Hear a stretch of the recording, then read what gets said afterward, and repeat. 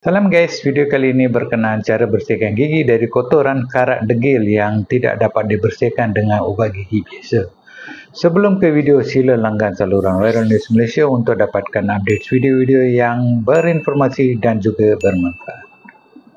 Bila kita memberus dengan ubat gigi biasa, ia seperti memberus dan membersihkan gigi biasa-biasa saja. Tapi kalau gigi kotor atau karat, susah juga nak bersihkan dengan ubat gigi biasa. Jadi bagaimana nak bersihkan gigi dengan kotoran degil serta karat gigi? Ada cara mudah saja. Dapatkan pengalaman memberus gigi yang lebih menyegarkan dengan Facidelin Toothpaste Niacinamide. Susah juga nak sebut.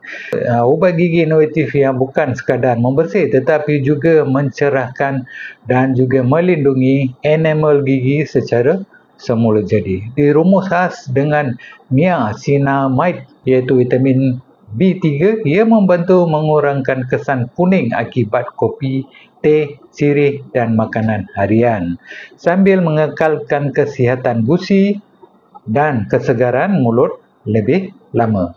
Berbeza dengan ubat gigi biasa, Facidelin menggunakan teknologi pemutihan lembut tanpa bahan kimia kuat, menjadikannya selamat untuk kegunaan harian. Ia juga membantu mengurangkan sensitiviti gigi, mencegah plak dan memberikan nafas segar yang bertahan sepanjang hari.